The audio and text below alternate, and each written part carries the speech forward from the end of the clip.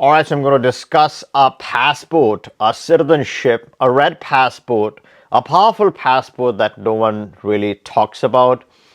And this could be very interesting to some people and under special circumstances. The reason why someone would get this citizenship or target this citizenship, and Julian Assange is a bad example.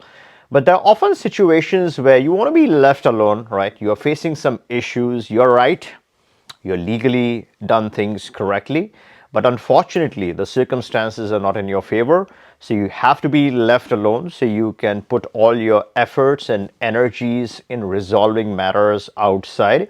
And good luck to anyone trying to find you or bother you in a country like Ecuador. I'll get back to that thought in a second here, but what are some of the main advantages of this passport? It's a Mercosur passport, so apart from not being bothered inside of Ecuador, the second big advantage is that with that associate Mercosur membership, you have a direct entry into other Mercosur nations which have their own unique protections and advantages, right? So that's a whole different domain altogether. We'll touch upon that as well. But this citizenship particularly is almost free of cost to most of you watching. In fact, substantial savings. You're going to save money, so you're going to make money to get this citizenship. There are two ways, or two of my favorite ways to getting this residency and then working your way towards the Ecuador passport, the rich, red, solid, protective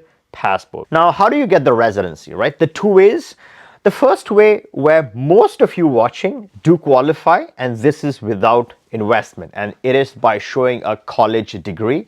Of course, this requires you to have a college degree, and if you have that, that gets registered in the system, and our attorney takes care of that whole process. So step one is taking your degree, registering it with Ecuador. Step two is then utilizing that paperwork to then file for your residency. The residency that you get is a temporary residency. The temporary residency has no physical presence requirements. This is music. 90% of the people that obviously I interact with prefer a residency that has no physical presence in the country. Now, technically, you could indefinitely keep renewing that residency permit and you have permanent lifetime access to Ecuador. Typically, what one would do is not just, not live there and keep renewing the temporary residency. Of course, you want to spend some time and convert that temporary residency into permanent residency in 2 years. 3 years after you have held permanent residency, you can then apply for nationality. Now, if you're not interested in nationality but want to use Ecuador as your jurisdiction, the permanent residency just works fine, not an issue. It can be a back pocket residence, you can keep it. But let's say you want to complete your time and get the citizenship, then the physical presence requirements to be on permanent, right? So let's say to qualify for citizenship, and once you have the permanent residency, there's only 1 year and 1 day of physical presence really required in the country. And how this is possible, this is as per the latest or the new rules. 6 months in the first year, 6 months in the second year, and 1 day, literally 1 day in the final year, you can then apply for the Ecuador citizenship and get the passport. And what can be done with this passport? And here is the beautiful part, right? Unrestricted travel within South America. So with an Ecuador passport, expats gain visa-free, simplified entry to most South American countries. And South American bloc is a protective bloc. You want to move your countries to resolve your situation and then fix matters back home, and then you can travel back. So that's where this whole South American bloc comes in handy. Countries like Argentina, Brazil, Chile, Peru, as part of the regional agreements like the Mercosur associate membership, this eliminates visa cost. Otherwise, getting these visas is a pain in the butt. But here, the bureaucratic hurdles are eliminated, making regional travel seamless for expats who enjoy exploring or doing business in Latin America. And obviously here we are talking about legal protections and diversifications. So the first way of qualifying is the college degree. Now the second way of qualifying for the Ecuador citizenship, or let's say the residency that can then be converted into the citizenship, is through an investment. An investment amount is fairly low. You're not giving this as a donation to the government. It's your money. You're going to keep it under your own bank account, and it's by creating a CD.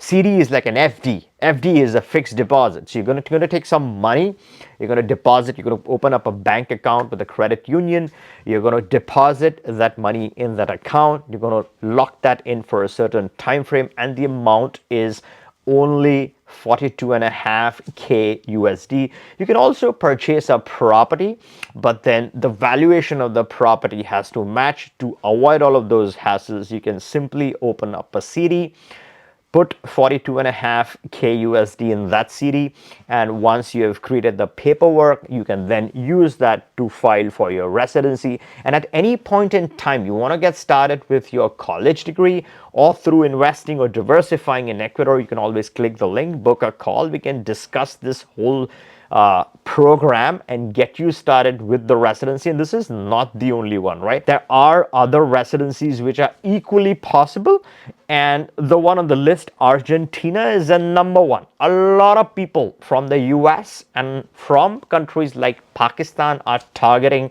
Argentina because of the quick pathway to citizenship and a solid, strong passport.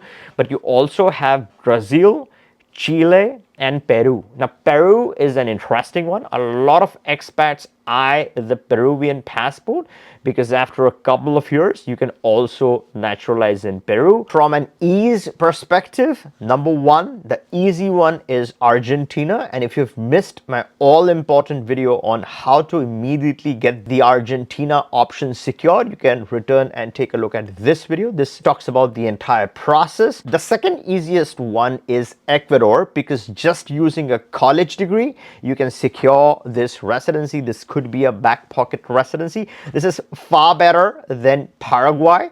Paraguay is mostly a waste of time for majority of the people watching. It's a poor man's residency. Let's say you're trying to get your feet wet, you just want something to show for a residency, then Paraguay works okay. And because Paraguay does not really allow dual citizenship except with a couple of countries, the more sensible option or the common sense option is Ecuador if you're comparing between the two. And the third one I would say is Peru. Peru takes the edge when it comes to time it takes to get citizenship. Setting up the residency is slightly more bureaucratic in case of Peru. We can get the Peru one for you. That's not an issue. We have an attorney in Peru. But when you compare Peru with Ecuador, both compete for the same spot in terms of ease of qualifying. I would say Ecuador takes an edge. In terms of the eventual citizenship or the time frame to citizenship, of course, Peru takes the edge. Now, before you go, make sure you're subscribed to the channel so you don't miss out on any important changes to any of the programs or updates. And if you like this video, give me a thumbs up and catch you in the next one.